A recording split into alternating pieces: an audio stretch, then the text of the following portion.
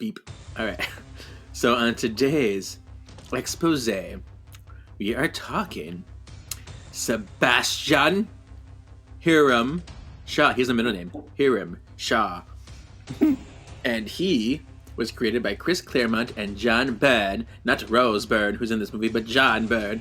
And he first appeared in the Uncanny X-Men number 129 in January 1980. He is from the Hellfire Club. Ooh, we have seen him in the cartoon. And he has the power to absorb energy and transform it into his own raw strength. Kind of like absorb it and then repurpose it. He can send it out any way he wants. Yeah, and he was the leader of the New York branch of the Hellfire Club, Secret Society. And he funded the mutant hunting Sentinel program to keep it under its thumb. So it's almost like he was trying to, like, he wants mutants, but he's also trying to, like, undermine the Sentinel. So he's like, I can keep an eye on it. It was just interesting. But yeah. Yeah. He's kind of an asshat. He's got his hands like in every single pie, whether it's anti-mutant, pro-mutant, whatever. He just wants to be part of everything. Right. And that's what's interesting about the Hellfire Club, because they always want to get more and more power and infiltrate places of government and any place that can be influential. So yeah. Yeah. I go where I wanna go. Jean. Scott! Jean? Scott! I summon the Arctic winds! No more mutants! I summon the Arctic winds! No more mutants! I summon the Arctic winds! No more mutants! There's always more gators in the bayou. Don't get a All right, let's get into it here. So first off, Kevin, I found a little something for you. You know, I'm always finding stuff for each day of recording. So I thought it'd be fun to go over this real quick. Okay. So on Screen Rant sent today, 10 villains used better in the cartoon than the movies. What are your theories for who would show up on this list? So probably Apocalypse for sure. Okay. Would be on the list. What other villains are there? Silver Samurai, maybe. Okay. Let's just say those guys. Okay. So number 10, you got right. I'm just surprised he's number 10. It says Apocalypse is far more foreboding in the cartoon than the movies, which is very true. But all the way down to 10. I thought he'd be like a lot higher. Yeah, me too. For me, he'd be number 1 on my list because he ain't nothing in X-Men Right. Apocalypse. Ain't nothing. And too short. And too short. It says number 9, Mystique is much more independent. So that's something that we've touched on a lot. She's always serving someone in the cartoon. Number 8, the Sentinels were explored much more thoroughly in the cartoon. Another one that's only number 7, the Dark Phoenix saga was a masterpiece. So the Dark Phoenix, they put it number 7.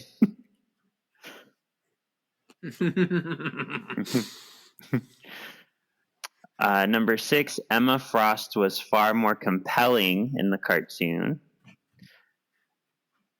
Number 5, Blob wasn't just a punchline. Tutti fruity. Yeah, okay. Callisto was a respected mutant leader.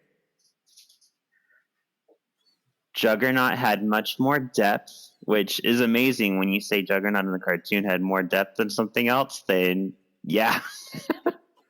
Yeah. Because we got his whole history Yeah. in the cartoon. Lady Deathstrike had a personality.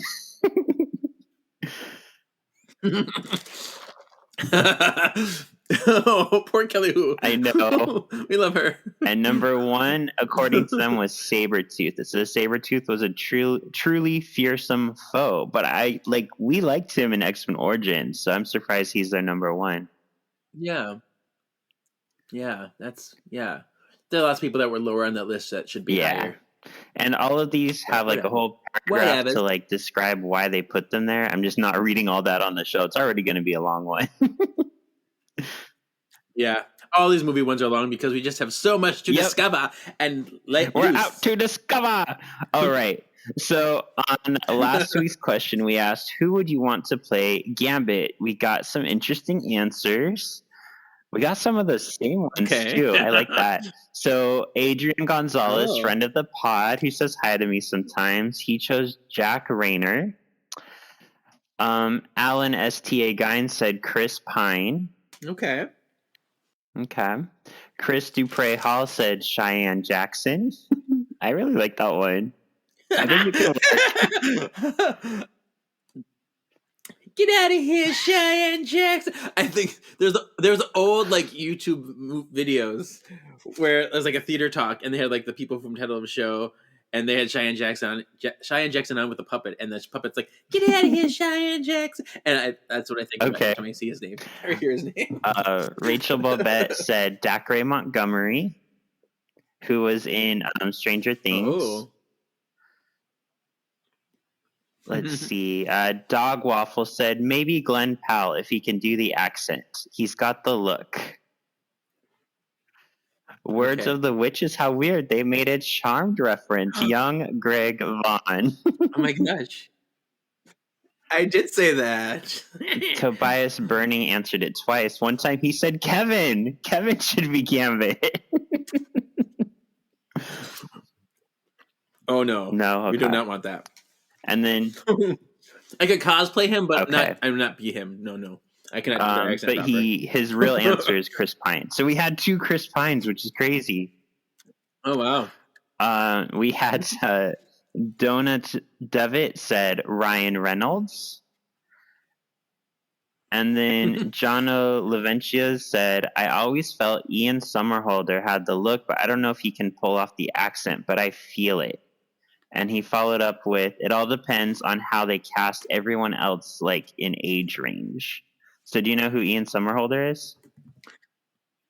Yes, that's the person I was trying to think of last week. When I had his face in my head, but I didn't know his name. Yeah, that's the person. I know him mostly from Lost. So now, thank you for bringing the person that awesome. I was thinking. Good answers, everybody. Thank you, everybody. Yeah. Like once he said the name, like, yeah, that's the one. All right, so today we're on X-Men First Class. This released June 3rd, 2011, written by Sheldon Turner and Brian Singer. Wait till you hear the drama on this one. Directed by Matthew Vaughn. So I love that we're doing this the week after Argyle came out because that's Matthew Vaughn. I saw Argyle. I fucking love that movie, Kevin. It's such a good, stupid, campy, wonderful movie. Okay. So this one we get James McAvoy as Professor X, Rose Byrne as Moira McTaggart, Michael Fassbender as Nito, Kevin Bacon as Sebastian Shaw, Jennifer Lawrence as Mystique, January Jones as Emma Frost, Nicholas Hoult as Beast, Jason Fleming as Azazel, Zoe Kravitz as Angel Salvador, and many more.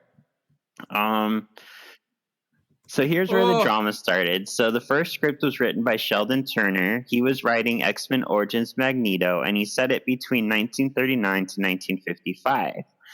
In the early scripts, Patrick Stewart and Ian McKellen were going to be in the movie. So they were going to be, I think, like having a conversation and being kind of like, remember that time we met? Remember that time? So they would have kind of framed the movie in like their conversation.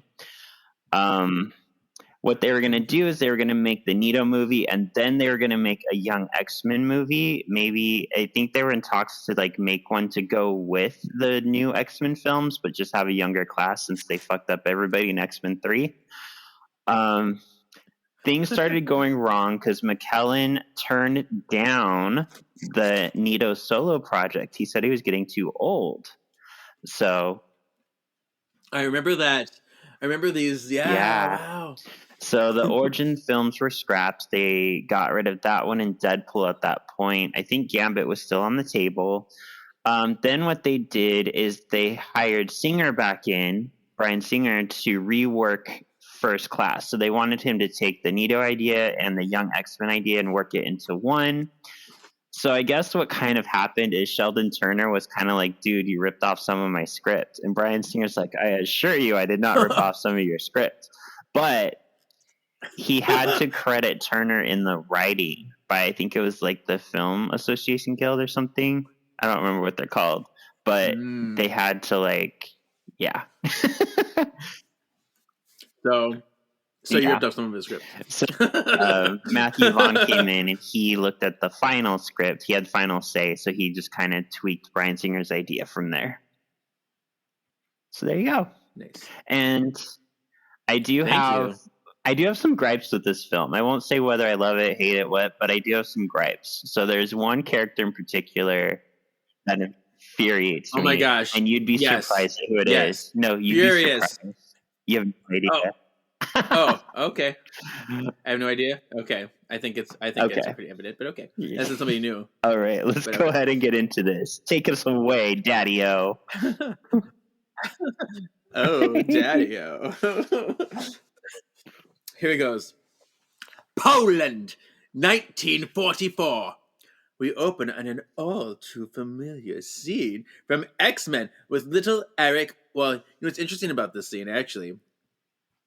It was completely reshot, shot for shot, with new actors. Wow. This is not the scene from X-Men, but they looked very closely at that scene and then reshot it with new. That's crazy. They did a good job. They did. And, you know, if you're just watching it, you probably wouldn't even notice. You have to put them side by side, though, to get that going. But, yeah, it's very fascinating. Anyway, continuing on. Little Eric walking with his family into an internment camp. Eric is separated from his parents. He throws a fit and unlocks his magnetic powers. The guards knock him out just late enough to save the wrought iron fence. And this is where we get the Kevin Bacon in the window that was added. Yes. So Eric is taken to the office of a familiar-looking Nazi. The Nazi, Klaus Schmidt, tries to get Eric to use his power. When Eric can't do it, his mother is brought in. Oh, so sweet. Sebastian pulls a gun on Eric's mom and demands the coin moved or his mom is shot. He counts to 3. Eric can't do it and his mom is shot. 1, 2, 3. Horrible! Horrible! I get so mad. Eric gets angry and unleashes his power, destroying the office. Klaus congratulates him and hands Eric a Nazi coin. There you go. Keep the coin. That I was gonna, just say that you're trying to move. I was very confused why he attacked everything else in the room but Kevin Bacon. Yeah. I mean, that would be the obvious choice. Go for the thing that killed your mom. But yeah. Yeah. And for some reason, at some point, Kevin Bacon's like, okay, really powerful mutant, you may go now. I have no need of you. And I guess the whole thing, what was it? He just wanted to get more mutants or whatever, or eugenics or whatever, or just try to exploit people's powers, or maybe just wanted to know. I don't know what his real goal was. But I do love that they used this scene, because this was seen from Michael Vaughn and the producers to be kind of a reboot, kind of the start of its own thing that makes reference to the older movies. So I like that they use this as a start, and then they expanded on it to show us this is similar but different. Right. It's very smart. At the same moment, how do you feel about this movie? Oh yeah. Well, let's talk about my initial response to this movie. I remember being very upset by the title. I'm like, why are they calling it First Class? This is not the First Class. Because X-Men First Class was, our core 5 team. I'm like, this is not quite right. In retrospect, it's fine. I get it because with the continuity of the movies, this is like the first formation of the X-Men, sure, whatever. But I remember being very mad about that when I first saw and heard about this movie. But yeah, I remember really enjoying it after I saw it. I just complained about it a lot for certain things, for the title and for other things that we didn't cover yet. But I think I did remember liking it. Yeah. I agree with you. There were certain things that I didn't like, and there's certain things I had to be okay with, like the first class thing. But then at the same time, since the newer movies kind of squandered a lot, they had to do something to like reboot. So I get it. But one thing that they discussed, which I'll say this now, I read that they discussed like putting in mutants that were interesting and different. So I think in a way, X-Men First Class, the movie, which number one is the way it got its name, is one of the producers was like, hey, this X-Men First Class comic just came out. I like that title. Let's use that. So that says something. But yeah, I was like, this is not even close to that comic book. Yeah. Thanks. One thing they talked about is adding in mutants that were newer and interesting. Like they wanted different power sets. So we'll kind of talk about how I feel in a way this movie wanted to be a good movie first and an X-Men movie second. So we'll talk about that. Okay. All right. Fun. So back to the show. At the same moment, young Charles is also going through a difficult time. I meant to say that like ironically because like Eric's going through the Nazi camps and like Charles is living in a fucking mansion. Like, come on, Charles. He heard an intruder in the house and came down with a bat to check on it. It's just his mother, and she's just getting a snack. Charles calls her out for not being mommy. He invades her mind. Mother turns into Raven Darkholme. Charles is excited. I don't know why I spelled that with an S. To find another mutant. Charles offers her food and shelter.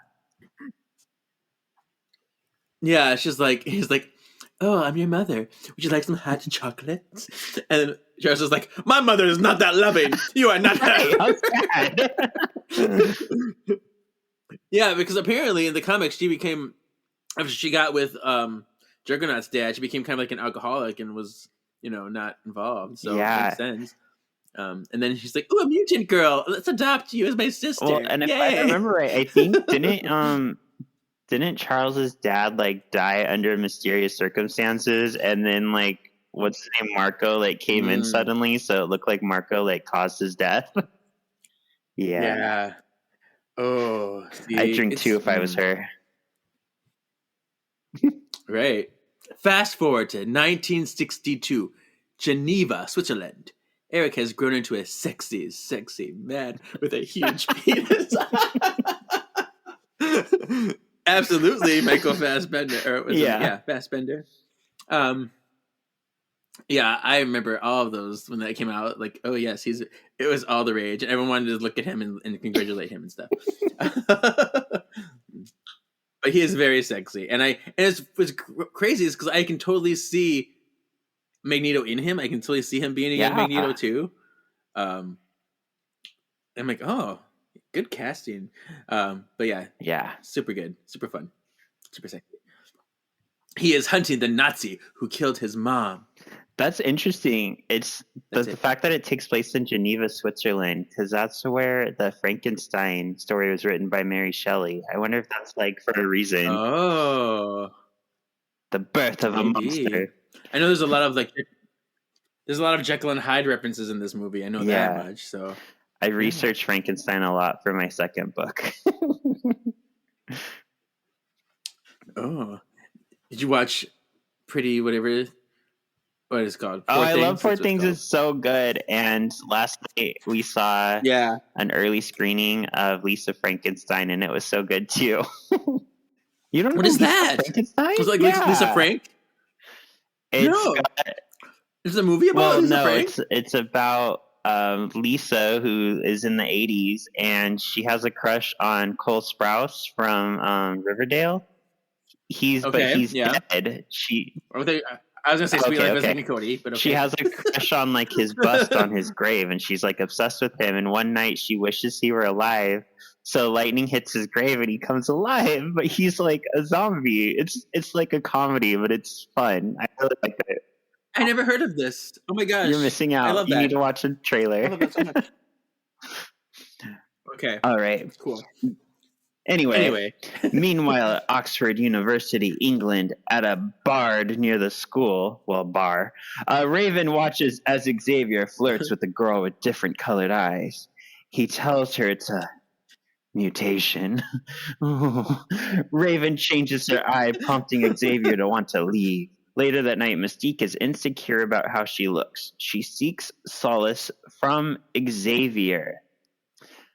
He's kind of a jerk to her. Oh my gosh. Okay. There's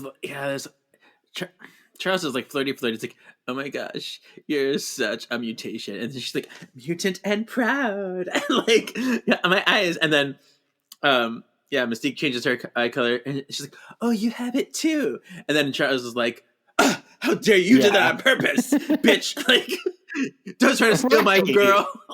And then she's like, oh, I'm a mutant and proud. Oh, she's not even a mutant. Like, yeah, it's the start of this whole. Mystique goes through a really strong arc in this movie, and this is the start of her story. How do you feel about the fact that like Xavier and Mystique are like brother and sister? Because we don't really see that at all in the early films. It's, I thought about it too. Like I accepted it for this movie. I was like, oh, okay. But it does bother me because then doesn't seem to be any kind of connection at all in the early films. Like there's no like sense of a history. It's more like she's doing what she's told.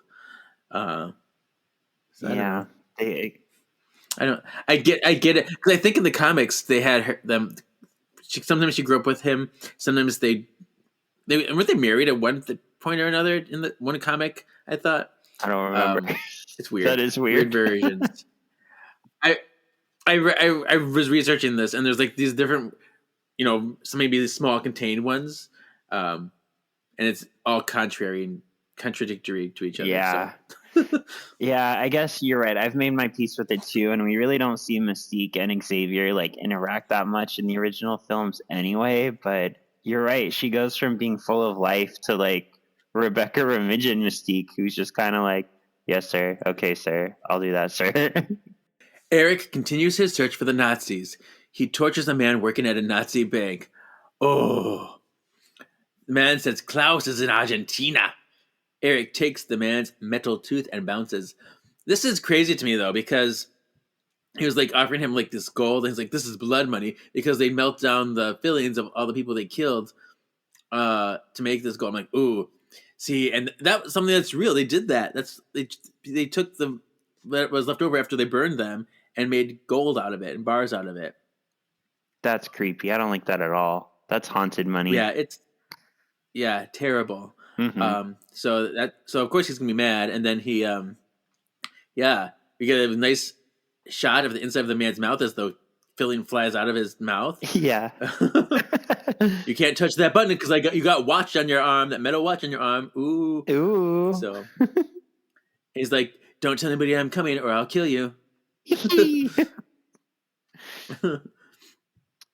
All right. Moira is on a CIA stakeout. Her and her partner are watching the Atomic Hotel for signs of the Hellfire Club.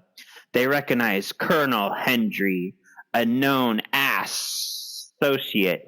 Moira strips down to match the feminine attire. Good thing she wore that to work. Like, that was some hot lingerie. She's like, I'm just going to wear this today. I know. For reasons. I got this. I got this. I had a feeling this would happen.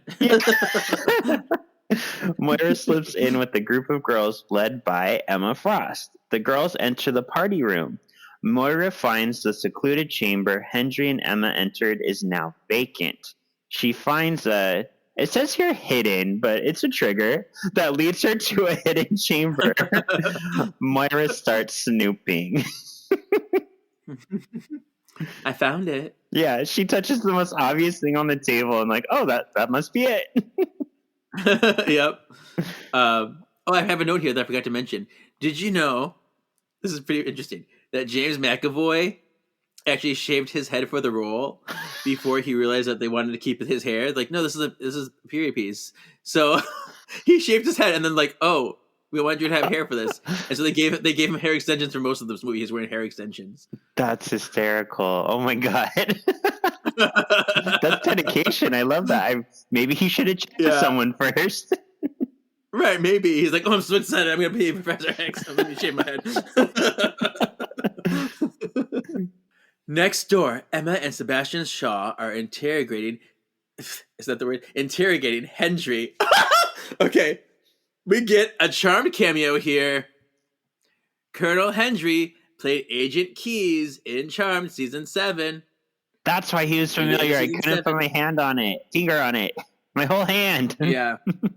I know. I was like, oh, and I didn't notice this stuff until now. Now that I know these characters, I'm like, oh my gosh, it's Charmed. I did the first time I watched this. I did recognize there's another one later on in here. I recognize that one, but yeah, this one, Agent Keys in Charmed. Okay, so fun. Anyway, when Hendry doesn't play nice, Shaw orders Riptide to blow Hendry into the wall. I wrote it that way on purpose. Yeah. Moira is on the other side of the wall and peeks through to what's going on. Moira sees Emma reveal her diamond form to Hendry. Shaw calls for Azazel, and the two teleport out. Moira makes her escape and calls in what she saw. Hendry is already at the UN meeting trying to redirect missiles as he was instructed by Shaw. So, he was like, you guys can move these missiles to this place. With no one believing her, Moira tells her partner it's time to find an expert on genetic mutation. I watched this YouTube video while I was waiting to record, and it was funny. It pointed out it's called something like Everything Wrong with X-Men First Class in 8 Minutes. And one of the points that it makes is, so you have this like person who can teleport. He can teleport like big distances, like better than Nightcrawler. If he can go from didn't he go from, where were they? They're CIA. They were on one side of the states, and he teleported to like the other side. Right. So you have this teleporter. You have Emma Frost, who's like a world-renowned telepath. But yet you're still going through all this trouble to make Russia and the U.S. bomb each other. You could just go to like the president's office and be like, do this thing. Bye. Right. I know, totally. They're making more hubbub out of it than you need to. Yeah. But I mean, that wouldn't make for an interesting movie, but it's just kind of funny to think about. Like, they set themselves up a little too well. Yeah, too funny. I did think it was funny too, because Riptide, like, he's such a little used character. Like, he was one of the Marauders put together by Gambit when Gambit was briefly working for Mr. Sinister before joining the X-Men. So Riptide was one of the mutants who killed the Morlocks, the mutant massacre. Besides that, he's really not used a whole lot. So it's funny because Riptide was used, if you remember, in the second movie, Wolverine with Emma Frost, and then he used in this one with Emma Frost. I know. It's so crazy. Yeah, it's crazy. It's crazy. Did you notice there's a bowl of M&Ms in that Hellfire Club? No. There's a bowl of M&Ms on the table, and in the M&M bowl, there's blue M&Ms. And this is important because blue M&Ms were not released until 1995. Oh, no! Like, they didn't have blue M&Ms in the 60s. You know what happened, though? This timeline got reset by Days of Future Past. They forgot how to make blue M&Ms, so they got released in 1985 correctly. Okay, we'll go with that. Xavier takes a teaching gig at Oxford University to lecture on genetic mutation. When him and Raven go to celebrate at a pub, they are followed by Moira. At the bar, Charles chugs chuggily. The crowd cheers him on. He is approached by Moira, who asks to speak with him. Charles invades her mind without permission and agrees to help Moira. He does a lot in this movie. Yep. He's like, hey, you don't have a helmet on. Let me look at you. Yeah. Eric finds his way to a pub in Villa Gesell, Argentina. He sees Klaus chilling with other locals in a picture on the wall. Eric sits to drink with two ex-Nazis. Yeah, they're like, oh, ho, ho, ho, we're so cool. We drink here. We're buddy. And then he's like, look at my mark. They're like, oh, shit, man. Oh, shit. Like, we were under orders. He shows his number tattoo, and all hell breaks loose. Yeah. Oh, okay. But yeah, he's like, we were under orders, and then he's like, stabs the guy's hand, and the other guy, he like keeps him away, and then the guy at the bartender is like, I'm gonna shoot you. He's like, oh no, you're not. You're gonna shoot this other guy, and then I'm gonna stab you with this thing. Like, it's crazy. Yeah. Oh. Nito kills the patrons except for the one he came to find. When Eric gets the info he needs, he kills the last of the Nazis and leaves. Oh, I was like, I forgot how kind of brutal this movie was, because McNeil gets really violent. Yeah. In this movie. And in a cool way too. Right. And it's weird because X2 did kind of push the boundaries a little bit too, because they're pretty horrific things, but in like a more PG-13 kind of palatable way. And this kind of does the same stuff. It's not bloody or gory, but there's still a lot of very intense violence is happening. Yeah, I agree. All right. Miami, Florida. Sebastian is on a boat with sexy Emma and Riptide. They bring back Hendry, who pulls out a grenade and threatens everyone's lives. Shaw explodes the grenade and absorbs its power. He shows Hendry he can redirect energy. He shows his power by blowing Hendry up. Oh. So this is definitely a variation on Sebastian Shaw. This is making him more into like a Bishop character, because in the comics, he can only redirect the energy into himself and his physical body. So basically, the more you hit him, the stronger he gets.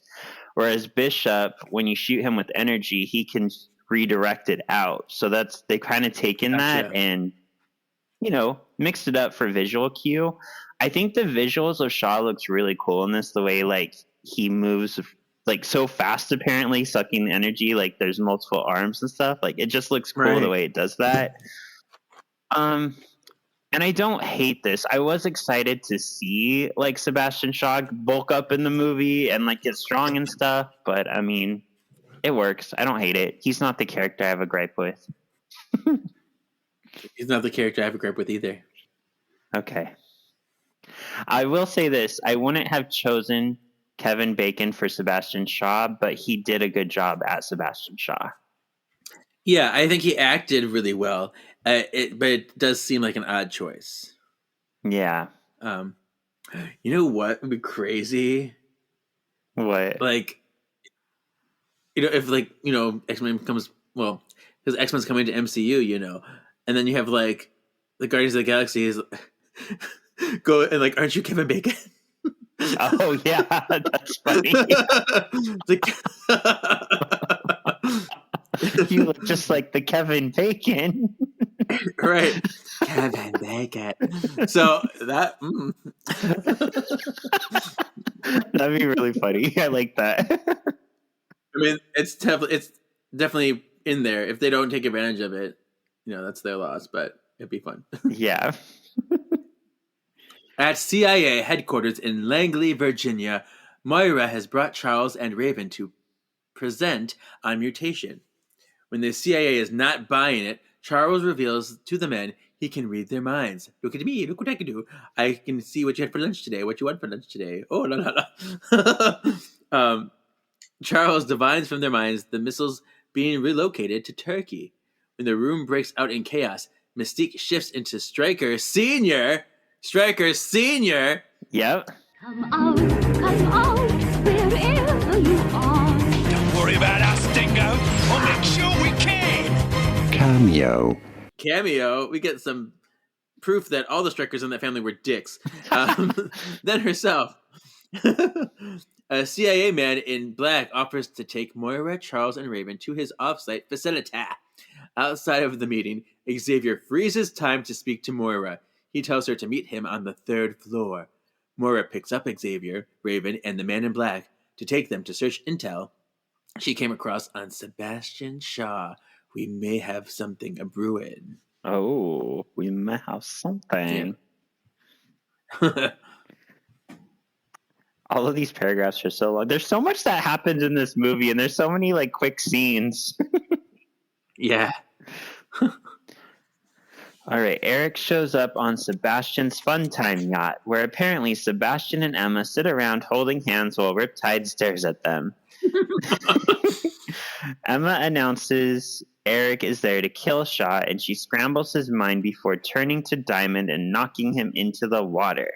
Just then, the U.S. Coast Guard show up to apprehend Shaw. Emma blocks out Charles's probing. Riptide uses sparkle tornado magic to take out all the boats.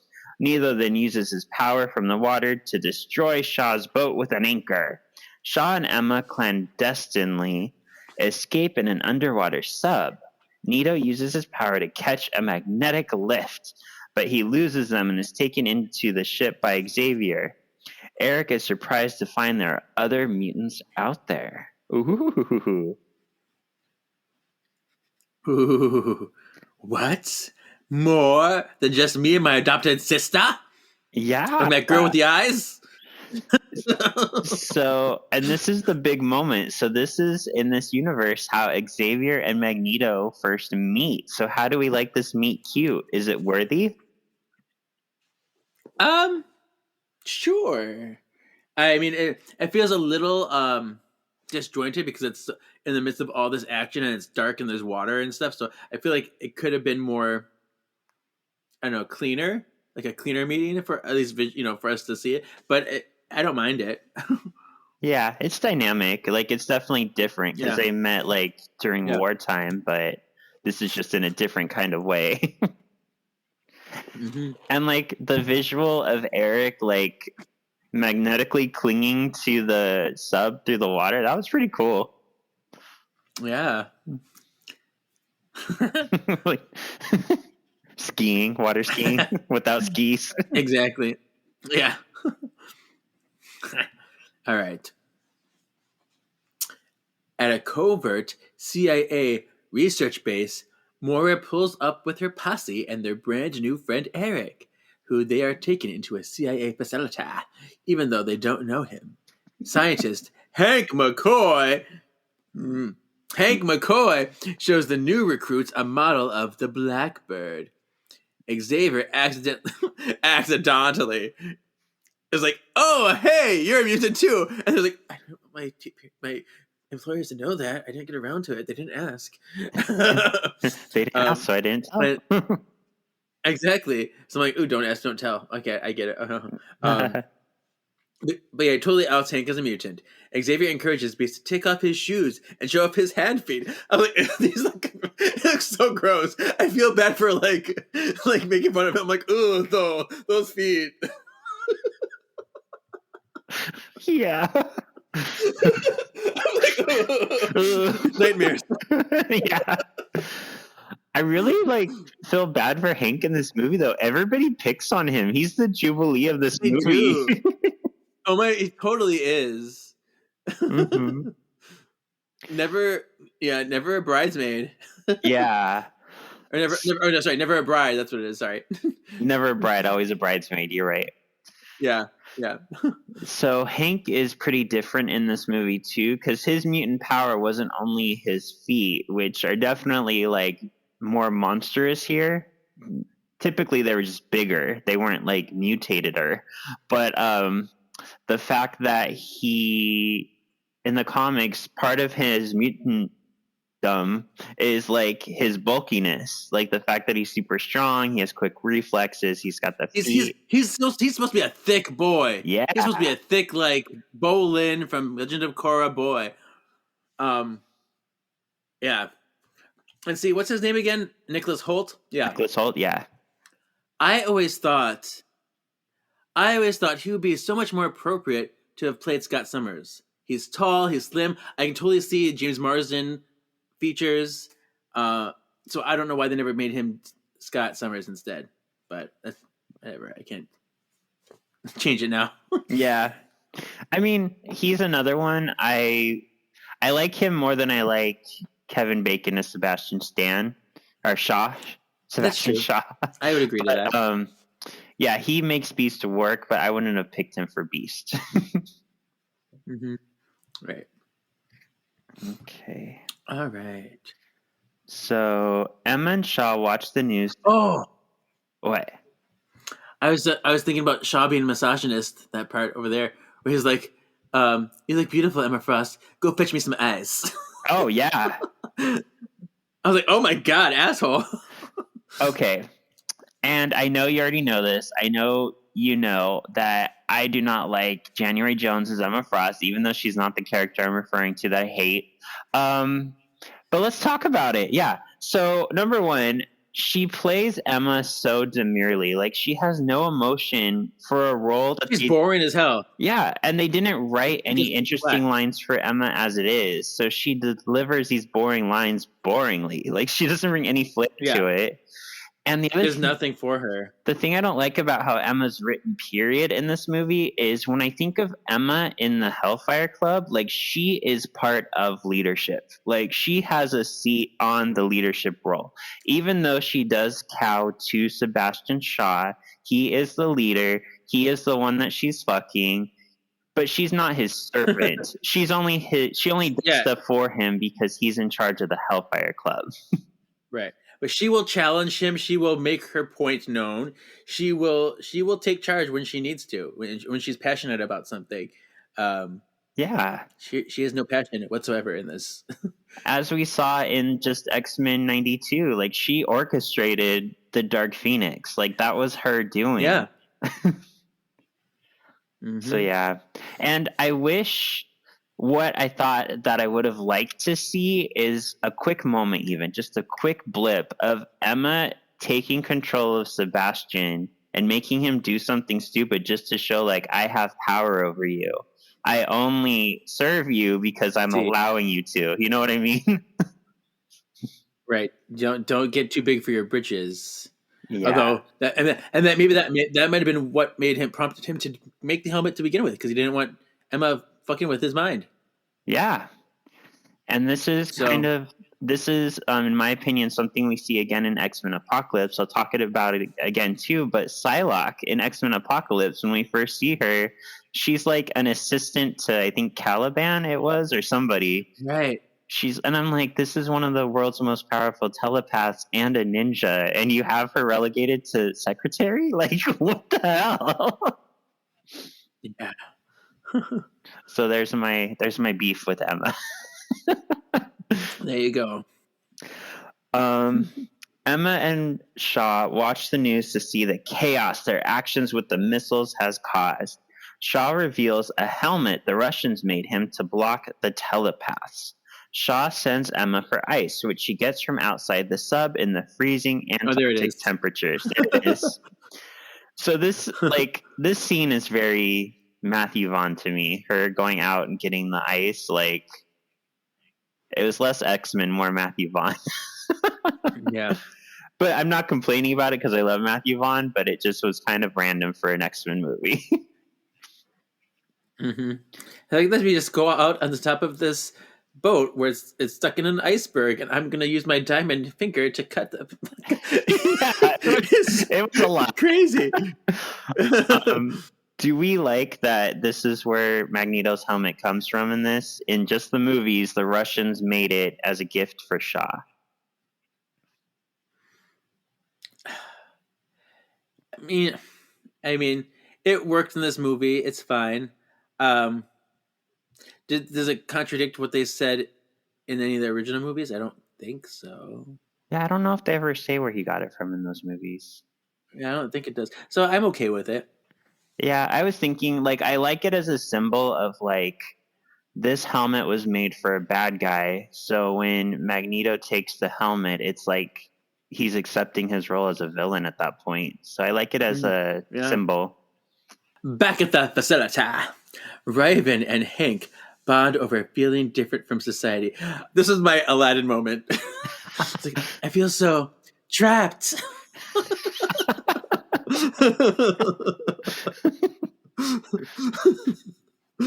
I don't know. That's what gives me. Okay. Raven offers her blood. Oh. Raven offers her blood to Hank to experiment on. Raven moves in to kiss Hank, but Eric stops her. Cock blocking. Ooh. He says he would be proud. He says he would be proud to look like her in her natural form. Okay. This is important because here too, this is what's starting to allure Mystique to Magneto, because he loves her as she is, as a mutant in her true form, whereas she was given the shaft by Xavier, and some of the interactions with Beast going forward are just very kind of like shameful to her. So I get why she would start having this attraction to Magneto. Yeah, I totally get it. Like, the sexy man's telling you, like, ew, you look gross when you try to fit in. I want to see you for you. Yeah. Like, yeah, that's hot. Mm-hmm. Anyway, later that night, Eric is about to leave when Charles catches up to him. Charles tells Eric he is needed here. The team can work together to stop Shaw. The next day, the man in black shows Charles the early Cerebro Hank builds. That totally goes against, Yep. like, I made this with my friend Magneto. We did this together. No, it's Hank who knows everything, apparently. As like a little child, teenager. And Eric and Charles offer to help find mutants, but only if they can do it on their own. Hank shows everyone how Cerebro works, because I made it. Because I made it.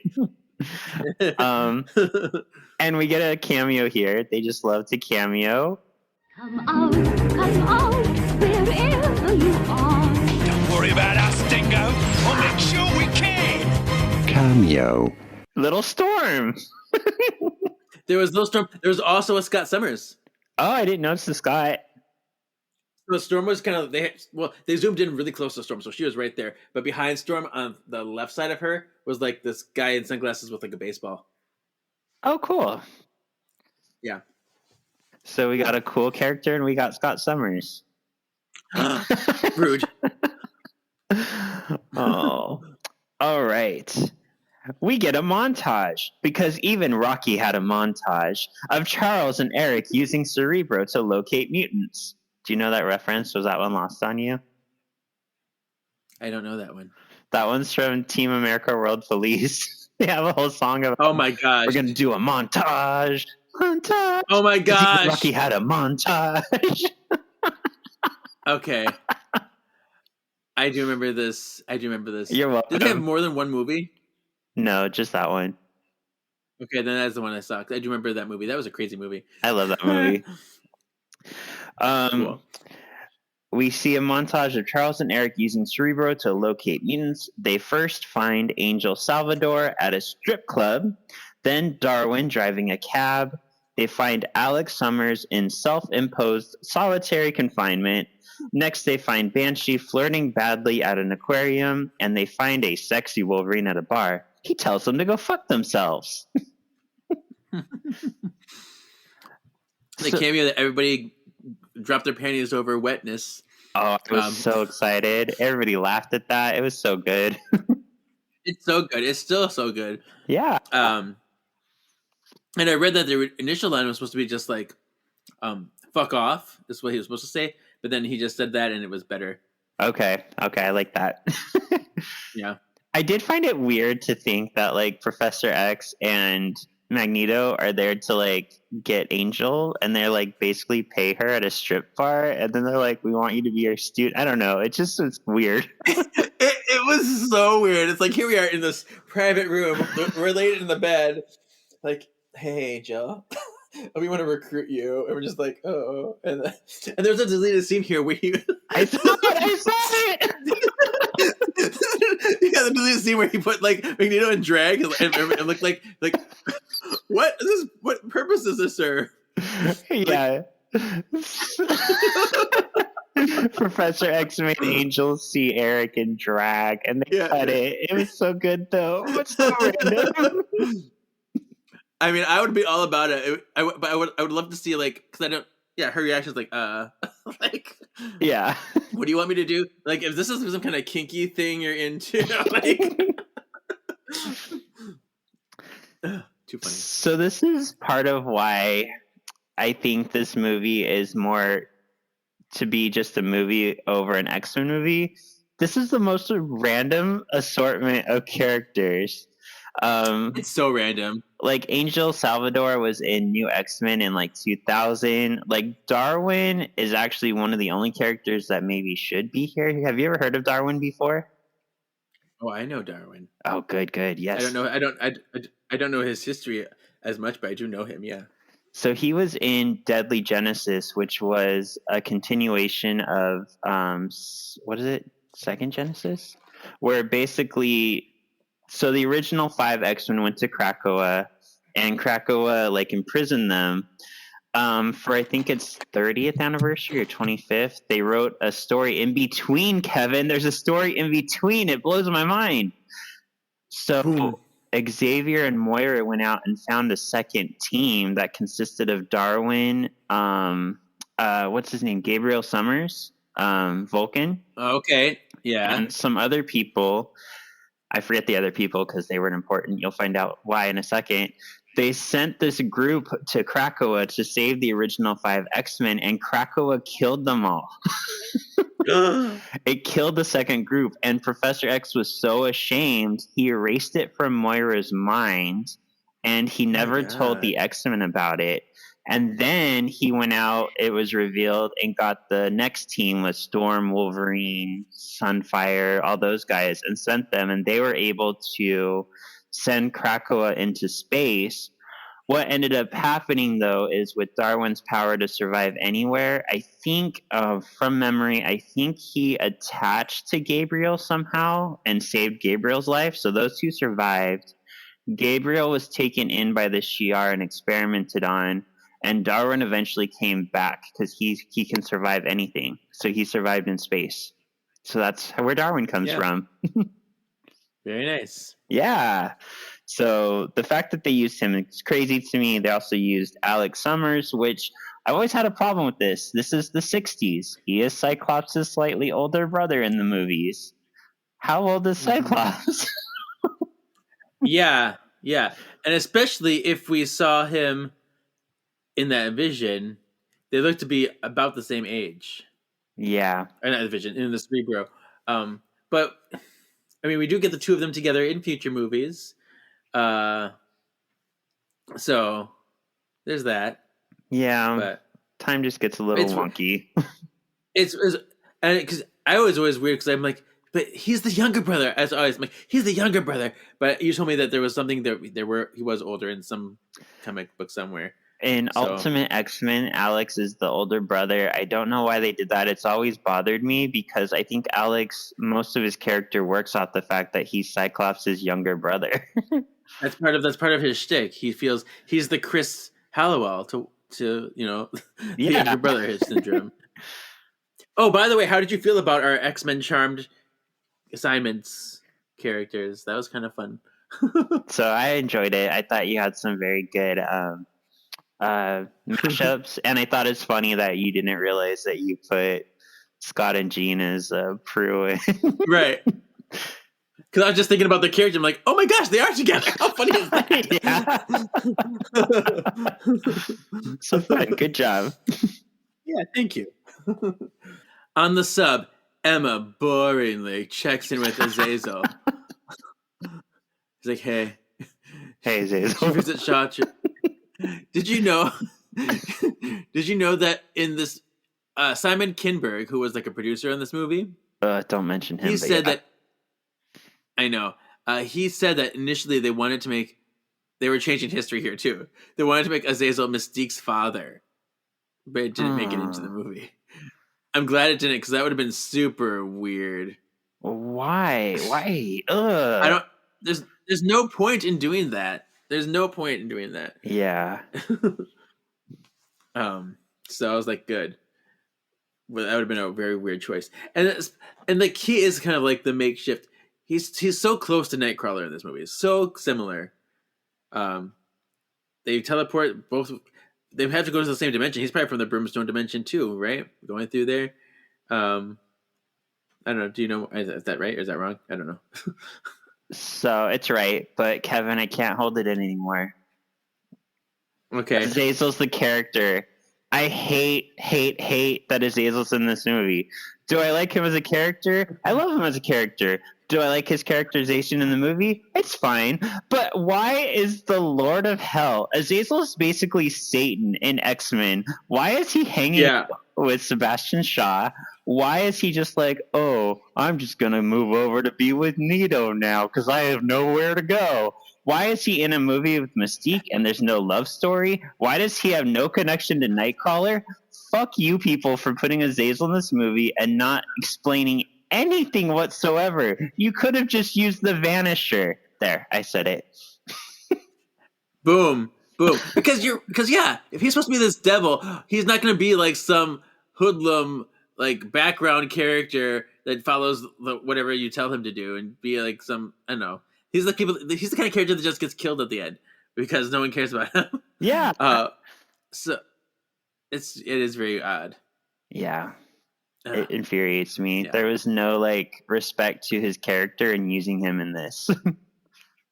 Yeah. And then the fact that they wanted to make him Mystique's father makes absolutely no sense. That would even bastardize him to the max. Yeah. So, yeah. That being said, I did like his teleporting around and the way he fought things. But yeah, it looks cool. I mean, so did Nightcrawler. Yeah. It's pretty much, he is the Nightcrawler for this movie. Mm-hmm. So, but yeah, it is annoying. Anyway, I have a sentence to read. Okay. Emma boringly checks in with Miss Hazel. She visits Shaw to report that she can feel Xavier.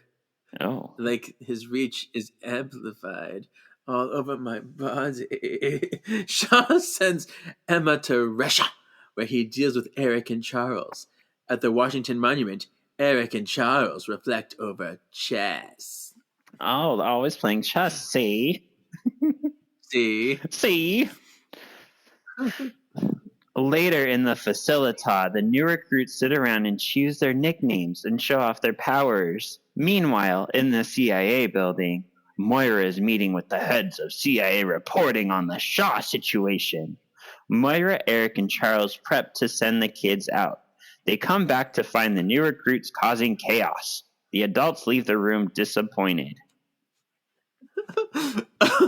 This scene, I don't know. It was odd to me. I mean, it's cute and all, but it feels not X-Men. It feels like Breakfast Club. Like, I don't know. And then, like, where are they getting his names from out of nowhere? Like, that's what I hate. Like, Mystique gets all the names just perfect on the first try, and I'm like, why would you even think of Mystique under, like, Shifty McShiftser? You know? They walk in and like, oh, here's our names. That's this guy. That's this guy. This guy. Oh, and you guys, you're Professor X and Magneto. Perfect names for you. Why? Where did you even get those from? What is your basis? Yeah. And what bothers me here is like, I paid attention to it on my next like mini watch through, but Xavier and Magneto are presented as like pretty much the same age, but they treat Mystique like she's so much younger than Xavier. Like he's an adult and she's a child. And even like Darwin looks older than Professor X and Magneto, and why is he acting like a child right here? Yeah, because how old is Mystique supposed to be in this?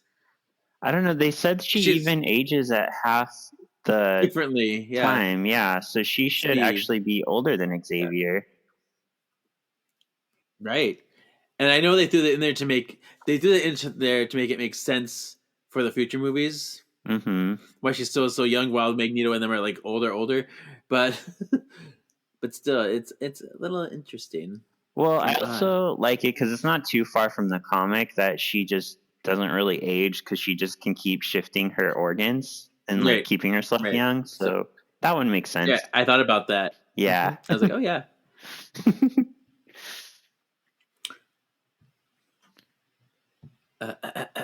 Okay. Meanwhile, at the Russian military retreat, Moira, Xavier, Eric, and the new recruits are perturbed to find a Russian blockade that wasn't on the map. Xavier quickly uses his power to shield their presence in the vehicle. Oh, you know what's interesting about this? There's a deleted scene here too, where he makes it so they don't see it. They see it's empty, but their dog is barking at them because the dog can still sense them and see them. Oh, okay, nice. And so it's barking, and they're like, "Stupid dog, get out of here, you crazy dog!" Like, what's wrong with your dog? So it's very fascinating. Yeah. Where are we? Anyway, the team arrive at the facility in time to see Emma arriving. No sign of Shaw, though. Eric isn't satisfied. He wants to attack Emma. He splits off from the group and uses his power to incapacitate the gods. Xavier goes in after Eric. Charles and Eric burst into the room to find the general bursting at his pants. He thinks he's making love to Emma while she sits there and watch him be an idiot. And then Emma had him under mind control. Emma sees them. Is like, oh, telepath, I'm going to turn to diamond form. And she tries to run. She's like, you can't read my mind like this. But then Eric traps her in the bed frame with all the metallics. And she's like, tie me to the bedpost. And then Emma shifts into human form, and Xavier mentally gets Shaw's plan from her. He's like, yeah, she won't turn into diamond again. Yeah, this is kind of weird too because they present Emma as being stronger than Xavier for a while, but then suddenly in this scene, like he gets into her mind like real easy. Right. So throughout the X-Men comics, the original run, there are characters who specifically turn into mutants because of radiation, or it's hinted at for some characters. But what I really liked about Ultimate X-Men is it's definitely radiation testing that caused people to turn into mutants. So there's a whole storyline where basically like the it might have been Shield. I think it was a group was keeping it from people that like humans created mutants. So like this is our fault. We did this. Oh my god. It was pretty cool. Like they knew if it got out, like it would be a scandal, and it was. And so this whole plan to like throw all these missiles at people, he thinks that it will just make the mutants that are there stronger and kill all the humans. But essentially, it could probably just make the whole world mutants. Yeah, it could. I mean, it's probably one of those things where it depends on like how much exposure you get and like at what point you get it. So yeah, I don't know. A lot of times, like I remember specifically, there was one where like the dad worked near a nuclear plant, so like their kid was a mutant because of him. Like he carried the radiation home to his wife, and like that was that line of mutants. So stuff like that happens. Yeah. Meanwhile, the new recruits are playing around at the facilita. 2 guards start mocking them. Just then, there's a popping noise in the facility. Azazel is teleporting in and dropping bitches. In comes Shaw through the front door, and Riptide rips apart Cerebro with his power. Shaw's forces easily dispatch the easily dispatchable guards. Enter Shaw to confront the new recruits. He's sad Charles is away. Shaw offers membership to the recruits. Angel accepts. As Shaw prepares to leave, Darwin stops him. He wants to join as well, winky face. But it's a trick! Darwin has Alex attack. Shaw absorbs the energy and uses it to kill Darwin. So, this is the one that people get really mad at, because how is Darwin dead? Why would, of all the people who can adapt to survive, why kill this person?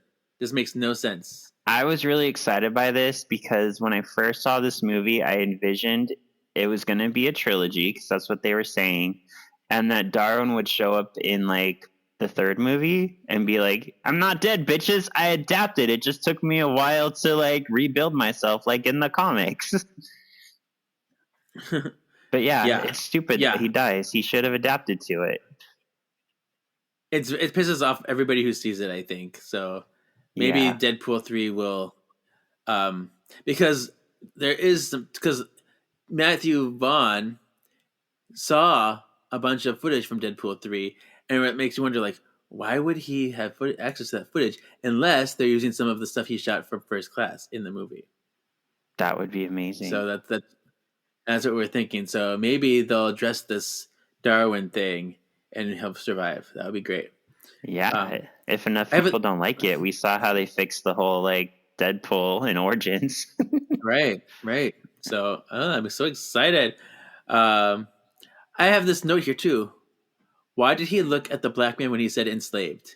Thank you. I wrote that too. The camera showing Darwin when Shaw says enslaved. Shady. Because it like he says it and then it shows Darwin for a while. I'm like, that wasn't great. Yeah.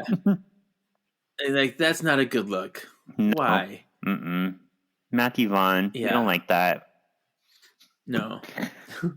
On a lighter note, I did find this very sexy when right after Angel walks over to Shaw and Darwin's like, wait, he like has to pass by Havoc and he like trails his hand along Havoc's stomach. I was like, that was very sensual.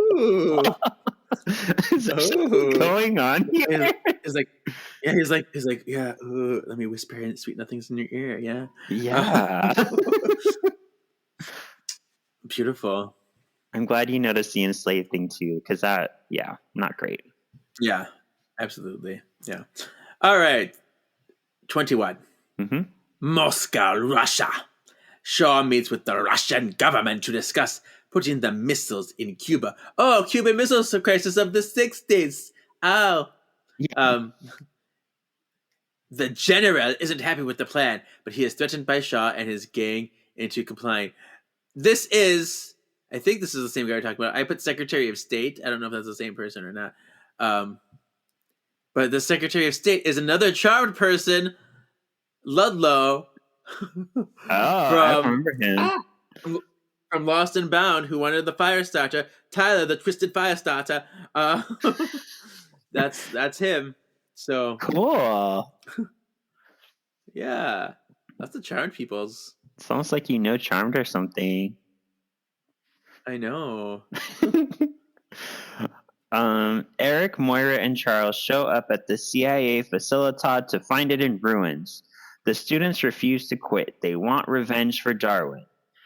Xavier doesn't like it, but he's convinced by Magneto to keep them as long as the kids train. Doot, doot. Doot, doot. The UN discussed the Cuban Missile Crisis. If the Russian ship carrying missiles crosses a certain line, the U.S. will have no choice but to declare war. The Russian general meets with his people. He says, since the U.S. sent ships to stop the Cuban ship, Russia will send ships also, as well. Yeah, I didn't quite follow all this. I didn't know how it all worked out. But yeah, something with them crossing some maritime line will mean it's an act of war, so the U.S. will attack. Yeah.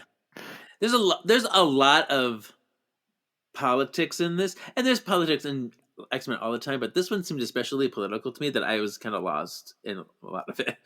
Yeah, this one, I can definitely get that whole Matthew Vaughn-ness behind it. He said he was really excited when they brought this idea to him because he's like, this was a dream for me because I had been wanting to do an X-Men movie.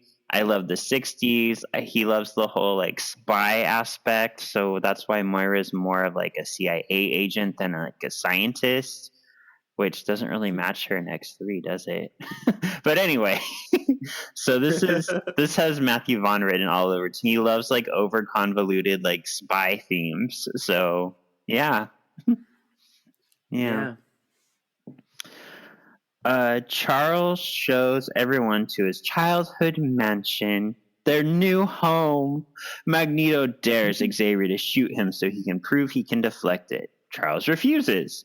Xavier sets up Havoc to practice his power in the bomb shelter. Banshee practices powers on mirrors. Xavier speaks to Hank about animal nature. Alex blows up the bomb shelter and Banshee gets wings from Hank and Charles. Beast takes off his shoes and runs fast. Mystique sees Hank and gets wet. Eric comes and shows Mystique she is wasting energy, constantly hiding herself. I like that scene because he picks up her weights and throws it back down on her, and she catches it, but she loses her concentration. Yeah. Mm-hmm. And he's like, yeah, you can work, and it's cool because it's like you could totally be working out more successfly if you're not focused so much on trying to keep this image while you do it. Yeah, it's a good point. She has this shame about how she looks, but she's slowly coming to terms with she doesn't have to, where she gets to that place in X2 where it's like, because we shouldn't have to. Yeah. And I love that. Yeah, I do love that. They do have a good story for her in this. Mm-hmm. Hank and Charles make a suit for Havoc to focus his power through. Hank finds that Raven ages at half the speed. Banshee gets his scream wings to work.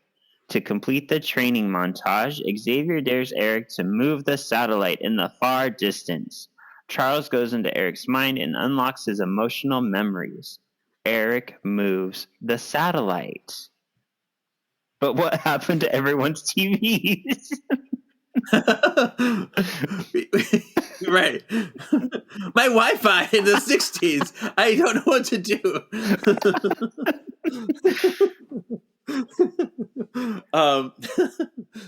There's a lot going on in this sequence. Oh my goodness. Yeah, I threw everything into there for you.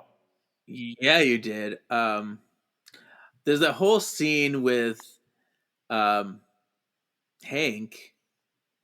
and Mystique, which is kind of sucky.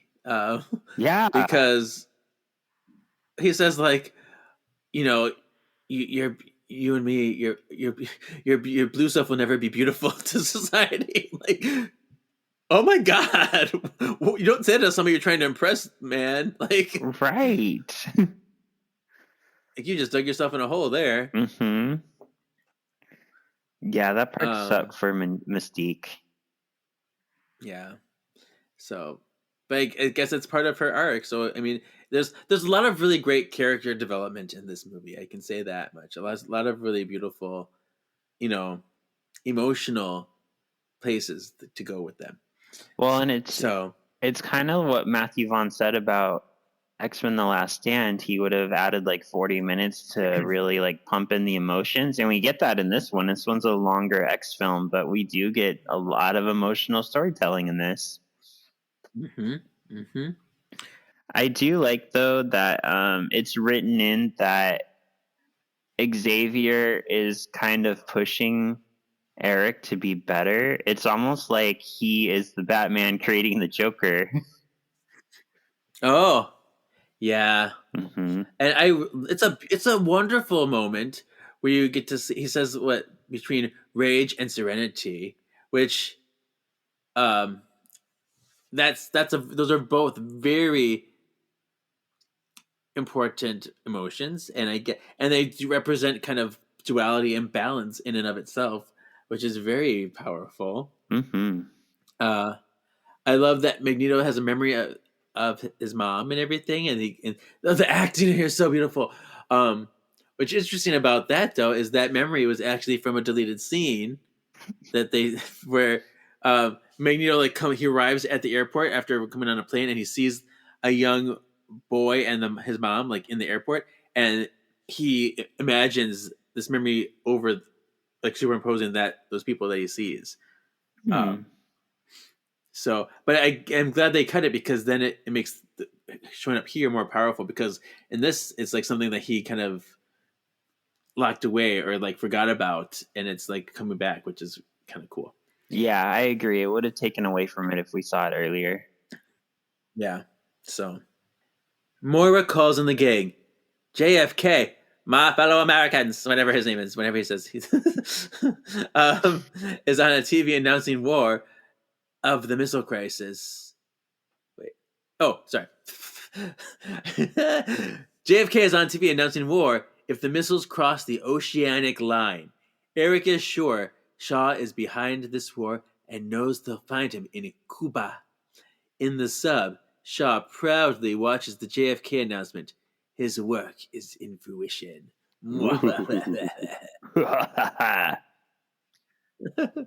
Okay, here's your scene with Hank and Mystique. So Hank shows Mystique that he found a way to mask their X gene enhancements. They'll still have their powers, but they won't have to use them to suppress their looks. Hank wants to give himself the serum, but Raven refuses to take it. She wants to show her true form going forward. Bee straight up calls Raven ugly in her blue form and leaves. Hank goes into his room and administers the serum. It works briefly before turning him blue and furry, which I love when he changes. It's such like a horror like little scene. It's totally Dr. Jekyll and Mr. Hyde situation. Yeah, it's very like how Sam Raimi did Dr. Octopus in Spider-Man 2. Yeah, little bits and bubbles and macro zoom-ins. Yep. All right. In another room, Eric and Charles play chess. Eric announces he plans on killing Shaw. Xavier, okay, I love it. Okay, Xavier doesn't like it though. He's like, if you kill Shaw, you'll never have peace. And then he's like, peace was never an option. Ooh, chills. So yeah, Eric says it's necessary. Eric fears humanity will turn on them after showing their powers the next day. Eric goes back to his room to find Mystique naked in his bed. Oh yeah. The two kiss, and then Mystique starts walking around naked. He's like, yeah, I like you better in your naked blue self, not Rebecca Midgen. Because that's not your true self. It's your future self. She visits Xavier in the kitchen. Mystique is starting to show signs of disillusionment with Xavier. Disillusionment.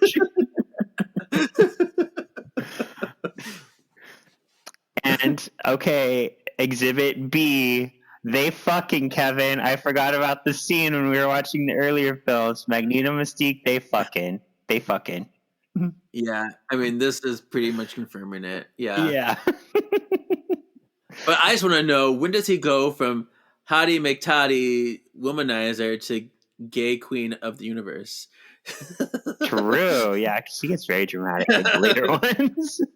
Yeah. Oh, we love him. Oh, we were just talking about your hair. We love what you've done with your hair. Tee. What a little bitch.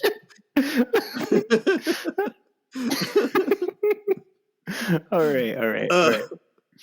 The next day, Xavier finds the note on Beast's door. It says he's gone to the airbase. Bring the crate marked X. Xavier finds Hank's room in shambles. The team opens the crate to find Hank made them uniforms. So why do we need to bring this box at all when we could just take out the uniforms? At the airbase, Hank enters, revealing his new form. The X-Team head to Cuba in the Blackbird. I love that. Like, take this big box with everything in there, but he wants to be a special reveal. It's like, open it up. Surprise! Look what I did for you.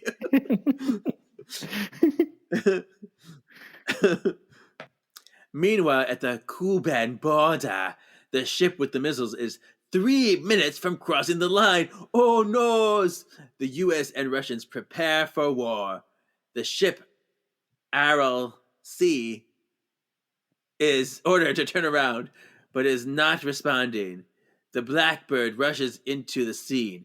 Xavier scans the crew of the Aral C. They have been easily dispatched by Shaw's men. As the ship is about to cross the line, Xavier invades the Russian colonel's mind and has him shoot a missile at the Aral Sea, stopping it from crossing the line and stopping the war for now. As Shaw listens into the US/Russian chatter, he realizes Xavier and his team are on the scene. Ooh. This scene was very much like Jean and Lalandra when she took over Lalandra's mind. Yeah, you're right. I was like, ooh, I recognize this. Mm-hmm. It's kind of crazy to think that, like, Xavier hasn't even met Shaw at this point. Like, they don't even know each other's names, really. Oh my gosh. For real. Yeah. And I had to think to myself, like, oh yeah, Eric met Shaw just briefly that one time. So there's really not a lot going on between these parties. And you notice what's interesting about him when Magneto has this like board of like people he needs to kill or whatever, or, like go after. He has a drawing of Shaw, not a picture, which is probably a drawing he drew himself off of memory. And it makes you wonder that Shaw probably never took pictures of himself ever because he knew that he aged differently than normal people, and it keeps him under the radar. Probably, you're right. So crazy. Did they say that in the movie that he ages differently? You see how he was kind of like an older guy when he was like in the German, and then he's like all young and hot and stuff. I think it's part of him absorbing the energy. When he absorbs powers, it makes him younger. He keeps his youthful demeanor from. Yeah, I was just wondering because I figured that's what it was, but I didn't know if they ever like actually say it. But that makes sense. Yeah. All right. The team can't seem to find Shaw. Xavier surmises he's in a sub. Banshee offers to use his sonic scream to locate the sub. Banshee dramatically flies around before splooshing down into the water. He finds the sub. Nito is able to pull the sub out of the water as Shaw is feeding off of its power. Riptide attacks, causing chaos. The sub blows ashore as the Blackbird crash lands on the bitch. Xavier gets everyone up to speed on Shaw's plan to unleash all the energy he got from the sub and start nuclear war! Oh no! Oh. The X-Team exit the downed jet and lock into combat with Shaw's forces. Moira desperately tries to contact the U.S. forces to warn them. Nito disrupts the nuclear power on the sub, stopping Shaw from absorbing the power. Angel attacks with her gross puke balls and spits at him. And it's weird because that is one of her powers in the comics. I'm like, that's so gross. Yeah, that's weird. She's weird. Anyway, she attacks Havoc on a U.S. ship.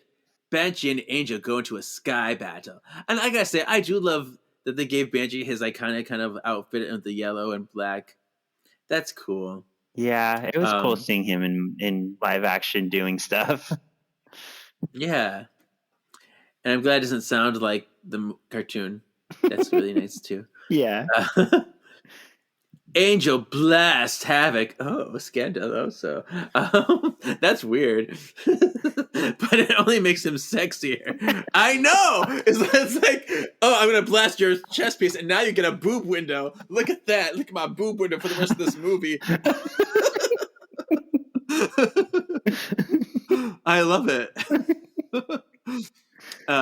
Banshee saves him from the ship. Oh, yeah. Banshee saves Havoc from the ship.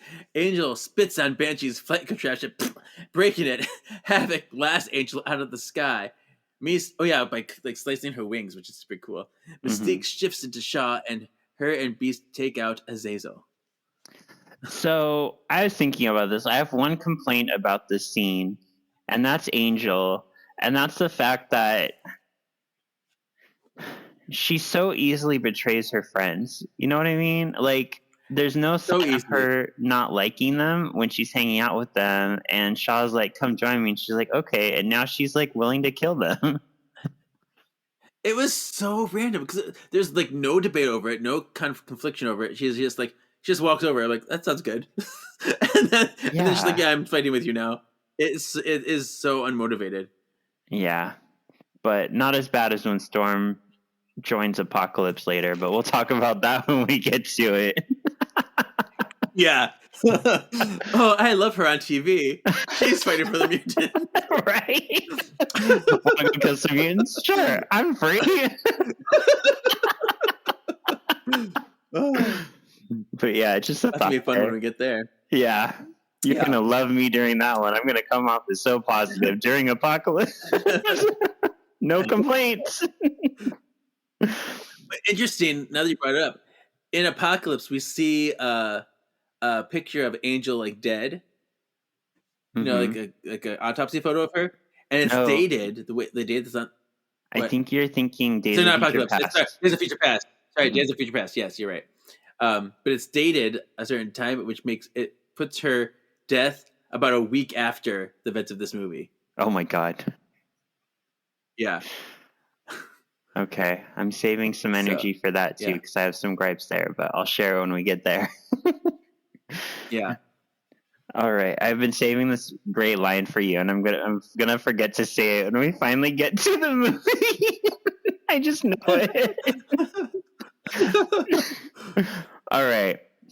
Eric runs into Shaw on the down sub. Eric and Shaw start fighting. Xavier slowly gets access to Shaw's distracted mind even through the helmet. Shaw cradles Eric in his arm as he proves stronger. Eric uses the distraction to take off Shaw's helmet, which is kind of like, it's metal. Can't you take it off anyway? But whatever. Right? Why can't just pull it off? Right. Right.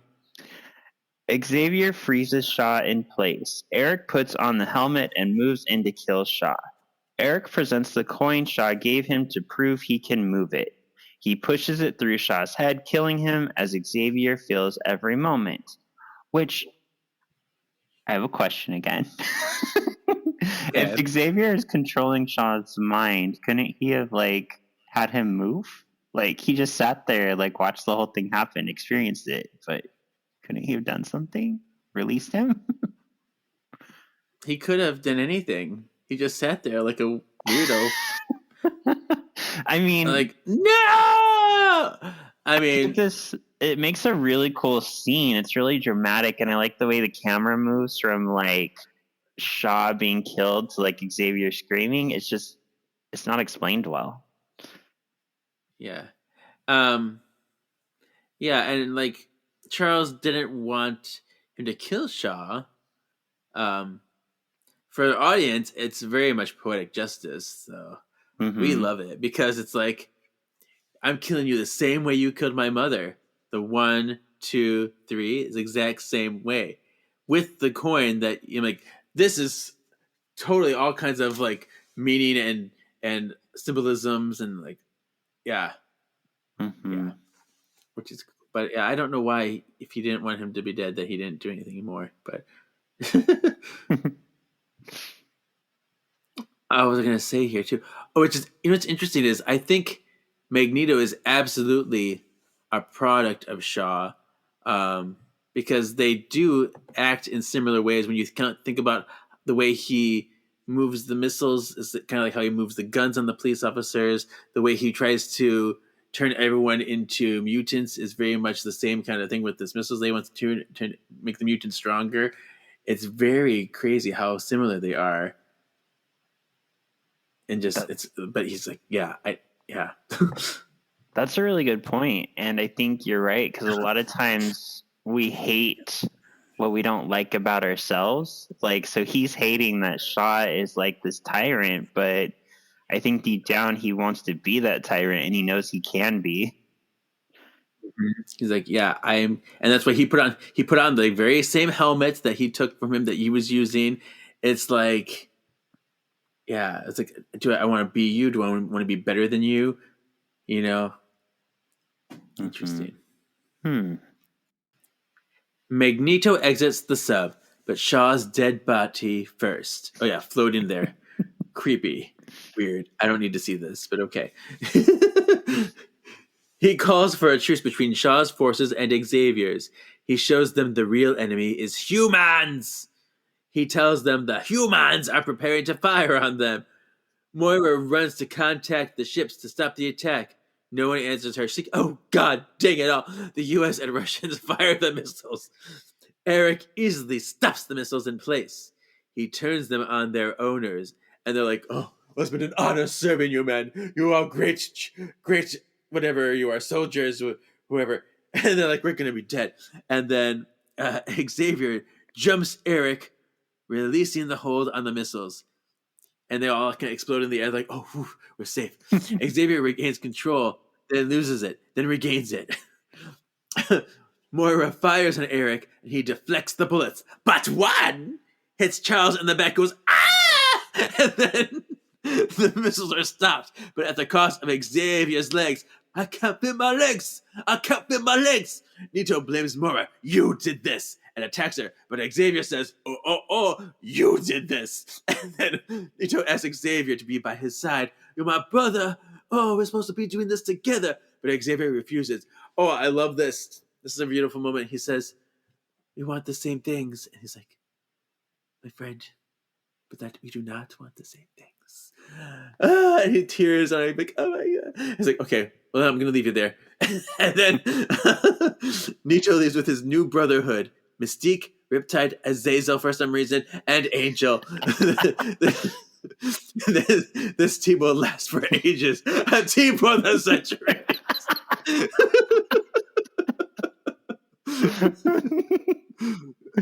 I knew you'd like that. Yes.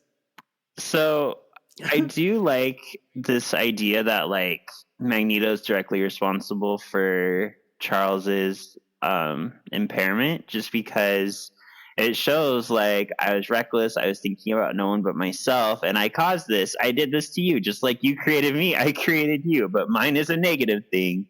Because we saw in the X-Men cartoon series also Magneto is responsible, but the original comic thing was just really random. Like Xavier goes looking for a person named Lucifer. I'm like, I've never once met somebody named Lucifer, a villain named Lucifer, and there's like a cave in, and that's what causes his legs to get hurt. So I'm like, this is so much better when Magneto's responsible. Yeah. Right. Mm-hmm. It adds a cool dynamic to their relationship, even more so. Yeah. The X-Men return to the manor. Moira pushes Charles as she asks about his intentions for the skill. Moira half-heartedly names the team the G-Men. They should be the X-Men. Charles asks Moira to hide their location. Anonymity is their biggest strength. Charles kisses Moira and wipes her memory.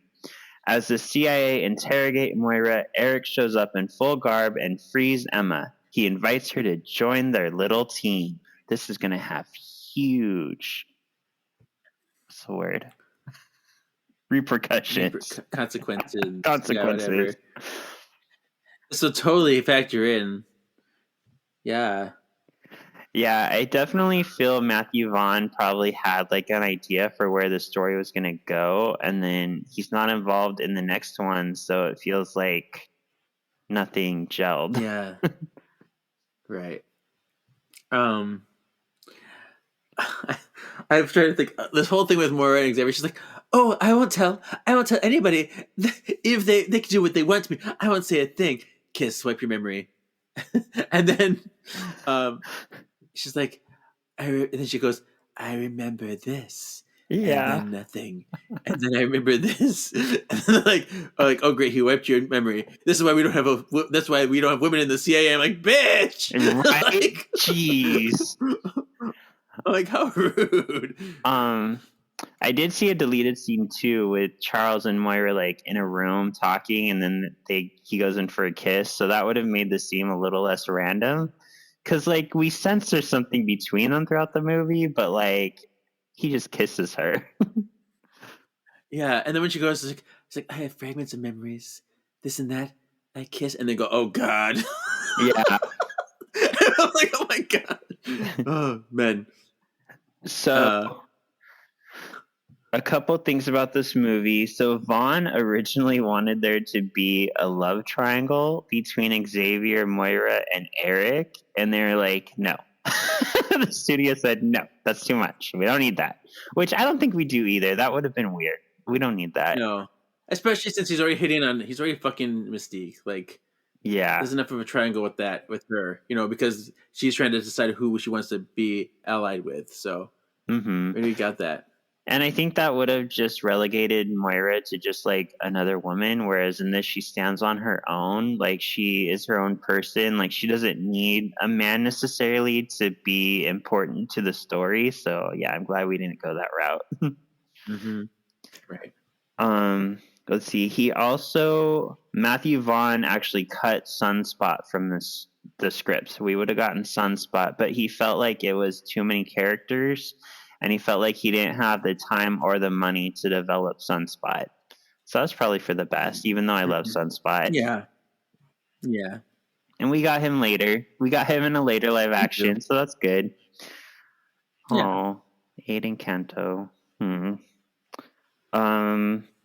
There was also like a rotating room fight dream scene. I think it would have probably been, there's a moment where like we go into Emma's eye. Like I think it's when Charles is starting to read her memory. I imagine it would have been there because it was like a psychic battle in like a rotating room. But then I guess Inception had just come out right before they were going to make this, and they're like, nope, we can't do it now. Inception did it, and Inception probably did it better than they could have. Right. But they cut that scene. Nice. So yeah, just some little pointers. I didn't find a whole lot of notes on this one, probably because there wasn't a lot that went wrong. Right. There was no Stan Lee cameo in this movie. Yeah, in the last two, because he couldn't make Origins either. Yeah. Interesting. So. Not even Stan Lee wants to be in these movies. No, I'm just kidding. But I'm not. But I am. All right. So tell us what you thought, and then your rating. A Britishly bitchin' like Emma, pretty cool like Iceman, Australian Wolverine, kind of love it, kind of hate it, fat and sweaty like Jubilee, unspeakable like X-Men Origins Deadpool.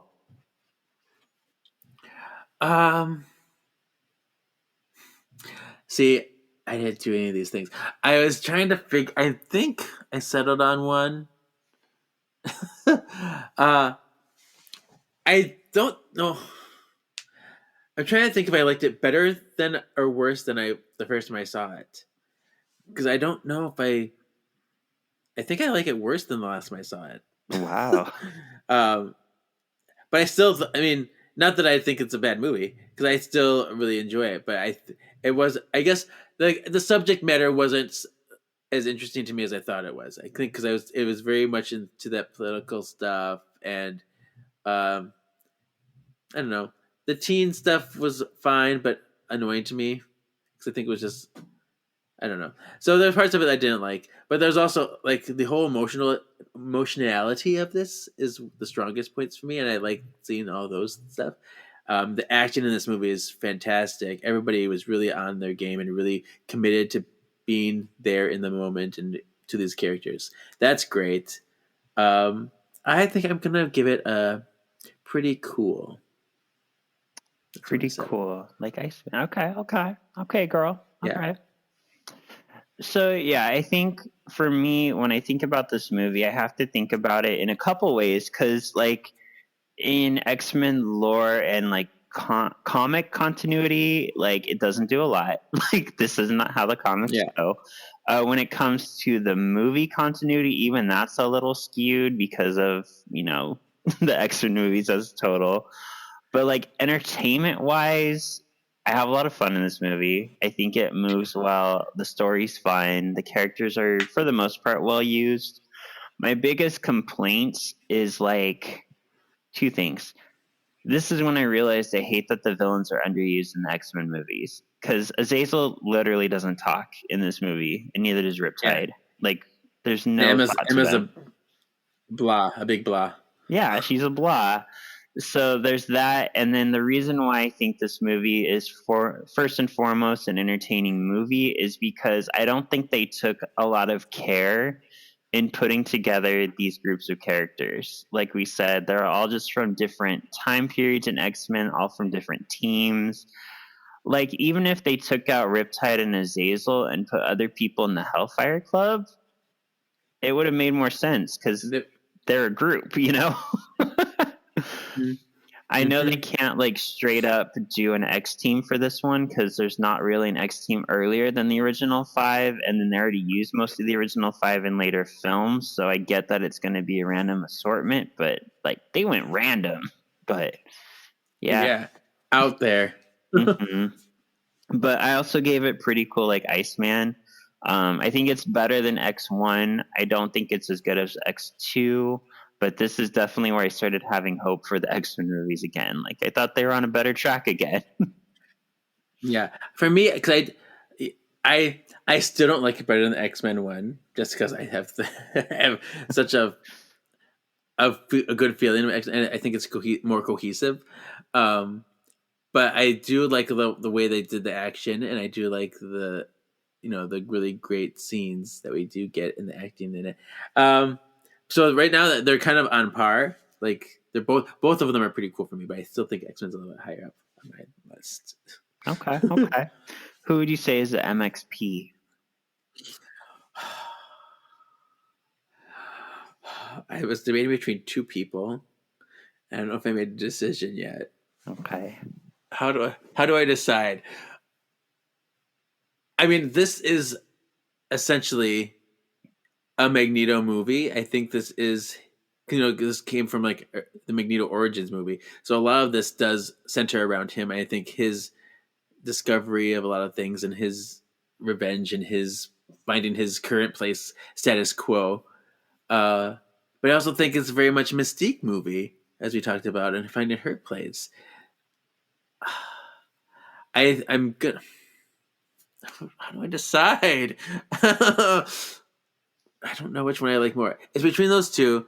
I'm tempted to say Mystique just because I feel like her arc is a healthier arc, but I do feel like the movie was more a Magneto movie. Okay. I see both of your M's, and I raise you a third M. I'm giving it to Moira McTaggart. And the reason I'm giving it to her is like she's the one who caught on to Shaw's plan. She's the one who sought out Charles.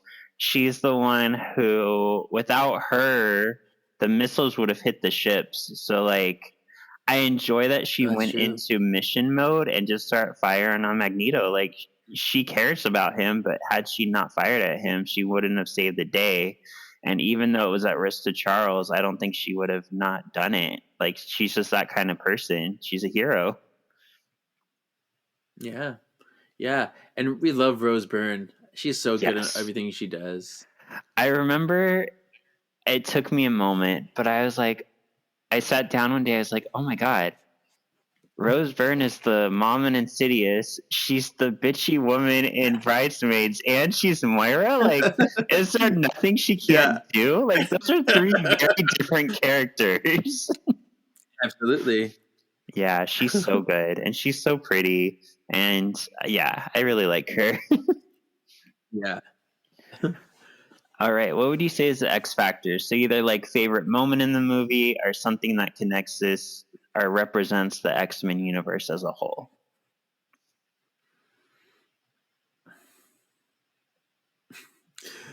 I don't know what to pick for this.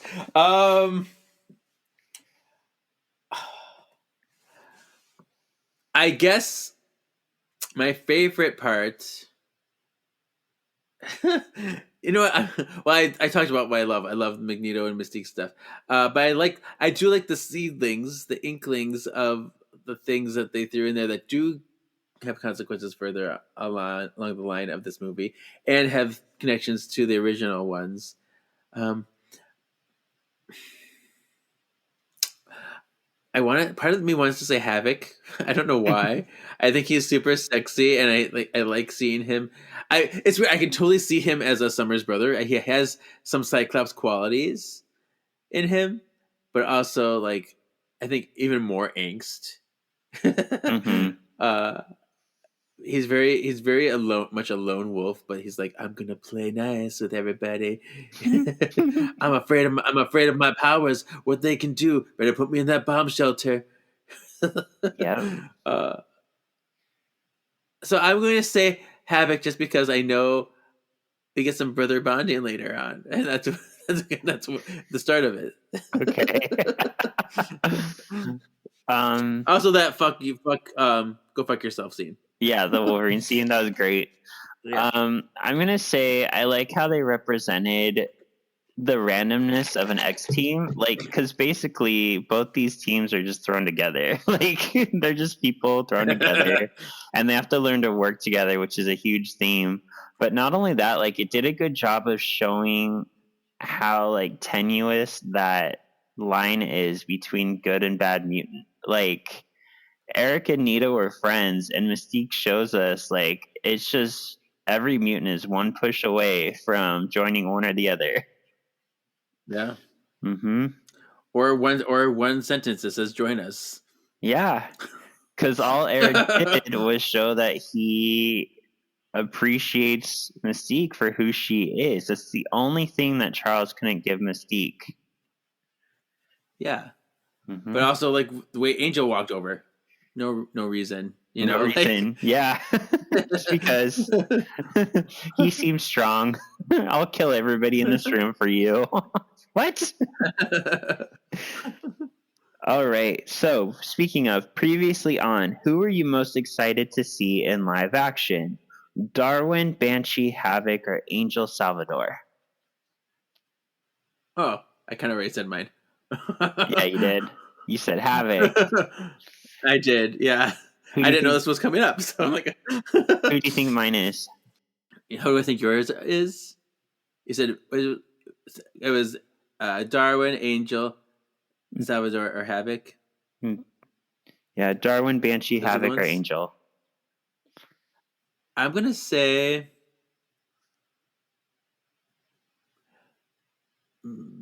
Banshee.